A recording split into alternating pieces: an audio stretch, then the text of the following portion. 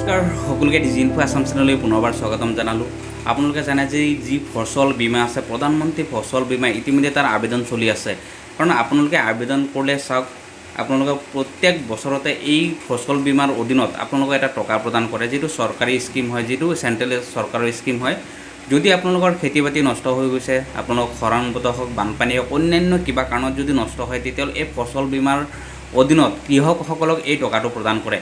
এইবাৰ 2025-26 বৰ্ষৰ কাৰণে এইবাৰ কেন্দ্ৰীয় চৰকাৰে প্ৰতি হেক্টৰত প্ৰায় 72,000কৈ টকা প্ৰদান কৰিব। আপোনালোকে এই টকা লাভ কৰিবলৈ হ'লে আপোনালোকে প্ৰথমতে আবেদন কৰিব লাগিব যিটো ফসল বীমা আঁচনি আছে। এই ফসল বীমা আঁচনিত আজি আপোনালোকক এই ভিডিঅ'ৰ জৰিয়তে এই সম্পূৰ্ণ ডিটেইলছ আপোনাক জনাম যে আপোনালোকে আবেদন কৰিবলৈ আপোনালোকে কি লাগিব, ক'ত আপোনালোকে আবেদন কৰিব লাগিব। তাৰপিছত যিটো সেল্ফ ডিক্লেৰেশ্যন যিটো আছে, আপোনালোকে এই সেল্ফ ডিক্লেৰেশ্যনটো ক'ত পাব বা আপোনালোকে কি লিখিব লাগে, সম্পূৰ্ণ ডিটেইলছ আপোনাক জনাম। আৰু এই সেল্ফ ডিক্লেৰেশ্যন যিটো ফৰ্ম আছে মই এইটো ডিছক্ৰিপশ্যন বক্সত দি দিম, আপোনালোকে তাৰ পৰা গৈ ডাউনলোড কৰি ল'ব আৰু এইটো আপোনালোকে ফিল আপ কৰি দিব। এইটো মাষ্ট বি সকলোকে দিবই লাগিব, তেতিয়াহ'লে আপোনালোকৰ যিটো ফসল বীমাৰ কাৰণে যিটো আবেদন কৰিব সেইটো আপোনালোকৰ কেতিয়াও ৰিজেক্ট নহয়। গতিকে আপোনালোকে এই ফসল বীমাৰ আবেদন কৰিবলৈ আপোনালোকে এই ডিক্লেৰেশ্যন ফৰ্মটো আপোনালোকে দিব। তাৰ লগতে আপোনালোকে আৰু কি কৰিব লাগিব সম্পূৰ্ণ ডিটেইলছ আপোনাক জনাম। গতিকে সকলোকে এটা ৰিকুৱেষ্ট থাকিল, আপোনালোকে যদি নতুনকৈ চাই আছে চেনেলটো ছাবস্ক্ৰাইব কৰি ভিডিঅ'টো লাইক আৰু এটা শ্বেয়াৰ কৰিব।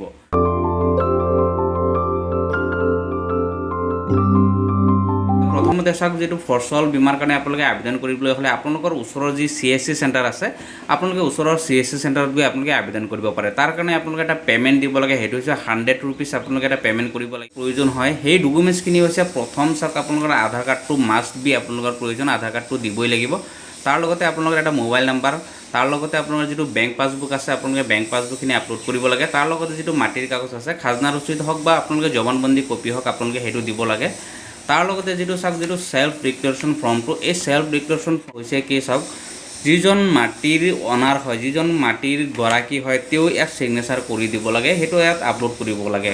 কাৰণ যদি আপোনালোকে নিজেই খেতি কৰিছে তথাপিও এইটো দিব পাৰে, বা আপোনাৰ খেতিটো যদি কোনোবাই আধি কৰিছে তেওঁ এই ফসল বীমাৰ কাৰণে আবেদন কৰিব পাৰে।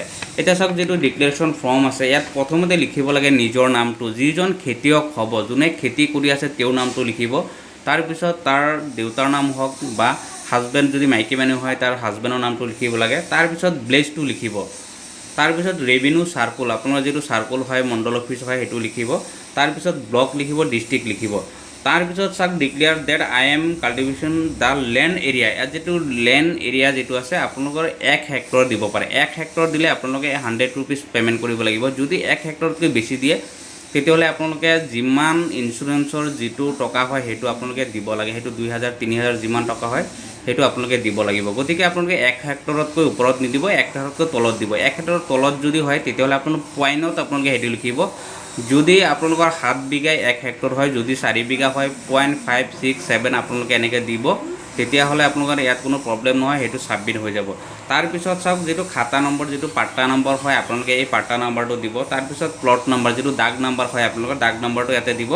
তাৰপিছত ইন ভিলেজ লিখা আছে, আপোনালোকে চাব ইন ভিলেজটো হৈছে কি যিটো এৰিয়াত আপোনালোকৰ মাটি আছে। কাৰণ আপোনাৰ আপোনালোকৰ যিটো গাঁৱত আপুনি বসবাস কৰি আছে, আপোনালোকৰ যদি মাটিটো সেইটো গাঁৱত নহয় বেলেগ গাঁৱতো থাকিব পাৰে, বেলেগ পঞ্চায়তো থাকিব পাৰে, তথাপি আপোনাৰ কোনো প্ৰব্লেম নাই, আপোনালোকে সেইটো গাঁৱৰ নামটো লিখিব। সেম সেইদৰে যদি সেম ৰেভিনিউ ভিলেজত হয় আপোনালোকে ৰেভিনিউ যিটো চাৰ্কুল অফিচ হয় সেইটো আপুনি লিখিব। তাৰপিছত যিটো ব্লক আছে আপোনাৰ ব্লকটো লিখিব, ডিষ্ট্ৰিক্ট লিখিব। তাৰপিছত record in the name of, যিজন মাটিৰ গৰাকী হয় তেওঁৰ নামটো ইয়াত লিখিব। কাৰণ চাওক আপুনি নিজে হয় যদি এতিয়া সেল্ফ আপোনাৰ নামটো লিখিব, যদি নাই আপুনি বেলেগৰ মাটি আদি কৰি আছে তেতিয়াহ'লে সেই মাটিৰ গৰাকীজনৰ নাম ইয়াত লিখিব। তাৰপিছত আপোনালোকে চাওক আই ফাৰ্দাৰ ডিক্লেয়াৰ ডেট, আপুনি কি খেতি কৰিব পাৰে, পেডিছ চইল হওক, ব্লেক গ্ৰাম হওক, এনেকুৱা বহুত কিবা থাকে। কাৰণ আপোনালোকে এতিয়া খাৰিফ ছিজনৰ কাৰণে কৰি আছে, আপোনালোকে এতিয়া পেডিছ চইল লিখিব, কোনো হৈ যাব। তাৰপিছত চাওক ইয়াত দিয়া হৈছে খাৰিফ এণ্ড ৰবি, ইয়াত লিখিব 2025-26 কাৰণেহে যিটো ছিজন হয় 25-26 বৰ্ষৰ কাৰণেহে এতিয়া আবেদন কৰা হৈ আছে। বাকীখিনি আপোনালোকে এটা ডেট এটা দিব লাগে। তাৰপিছত চাওক লিখা আছে signature of the farmer, signature of the farmer, যিজন খেতিয়ক হয় তেওঁৰ নামটো লিখিব। আৰু তাৰপিছত ছিগনেচাৰ অফ দ্য লেণ্ড অনাৰ, যিজন মাটিৰ গৰাকী হয়, যদি আপুনি আদি কৰি আছে সেই মাটিৰ গৰাকীৰ চহীটো ল'ব। আৰু আপুনি নিজে হয় যদি আপুনি নিজে ইয়াত ছিগনেচাৰটো কৰি দিব, আপোনালোকৰ হৈ যাব। তাৰপিছত বাকী আপোনালোকক আকৌ কি লিখিব লাগে আপোনাৰ এপ্লিকেশ্যন কৰোঁতে, আপোনাৰ বাকীখিনি লেপটপ স্ক্ৰীনত দেখুৱাই আছোঁ, ভালকৈ চাই ল'ব।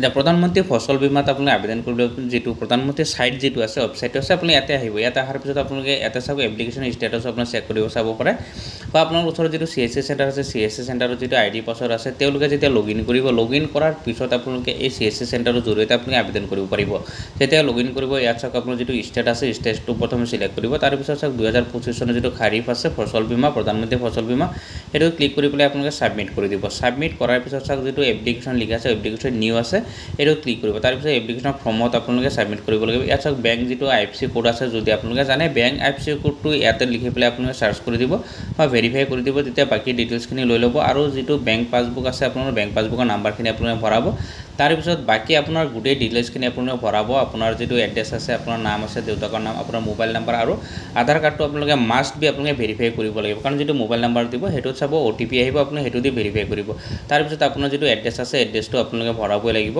কম্পালসৰি তাৰ পিছত এইখিনি দিয়াৰ পিছত আপুনি সেভ এণ্ড কন্টিনিউ কৰি দিব তাৰ পিছত আপোনাৰ যিটো ল্যান্ড যিটো ক্ৰপ ডিটেইলছ যিটো আছে আপোনাৰ ক্ৰপ ডিটেইলছ আপোনাৰ মাটিটো কোন ঘৰ আছে কোনটো জিপিত আছে কোনটো গাঁৱত আছে হেতু আপুনি সিলেক্ট কৰিব তাৰ পিছত আপোনাৰ চাব যিটো মিক্স ক্ৰপিং আছে মিক্স ক্ৰপিংটো হৈছে চাওক আপুনি ইয়াত সিলেক্ট কৰিব পেডি সয়েল তাৰ পিছত এটা ডেট দিব তাৰ লগতে আপোনাৰ যিটো পাট্টা নম্বৰ দাগ নম্বৰ আৰু আপোনালোকৰ যদি 1 হেক্টৰ মাটি হয় 1 এটা দিব আৰু যদি 1 হেক্টৰত কম হয় তেতিয়ালে কম দিব পইণ্টত দি দিব আপোনালোকে এইখিনি হৈ যাব হৈ পেলাই আপোনালোকে এইখিনি সাবমিট কৰিব তাৰ পিছত আপোনালোকে যেতিয়া ডকুমেন্টছ পাতি যেতিয়া আপলোড কৰিব লাগিব ইয়াত বেংক পাছবুক আপোনাৰ মাটিৰ কাগজ তাৰ পিছত আপোনাক আগতে কৈছিলো যিটো আপোনালোকৰ যিটো সেলফ ডিক্লাৰেশ্যন আছে সেলফ ডিক্লাৰেশ্যন ফৰ্মটো দিব লাগিব বাকি ডকুমেন্টছ যদি আপোনালোকে নিদিয়ে তথাপিও হ'ব আপোনালোকে এইখিনি দি পেলাই আপোনালোকে সাবমিট কৰি দিব সাবমিট কৰাৰ পিছত তেতিয়াহলে আপোনালোকে এটা পেমেন্ট কৰিব লাগে যদি মেক পেমেন্ট কৰে আপোনালোকে 100 টকা এটা দিব গতিকে সেম আপোনালোকে এনেদৰে আপোনালোকে আবেদন কৰিব লাগিব এনেদৰে আপোনালোকে ফিল আপ কৰিব লাগিব যদি আপোনালোকে ফিল আপ কৰোতে বা আপোনালোকৰ আৰু অন্যান্য কিবা অসুবিধা পায় তেতিয়াহলে আপোনালোকে ভিডিঅত কমেন্ট কৰিব নেক্সট ভিডিঅত বাকি সম্পূৰ্ণখিনি সলিউশন আপোনাক কৰিবলৈ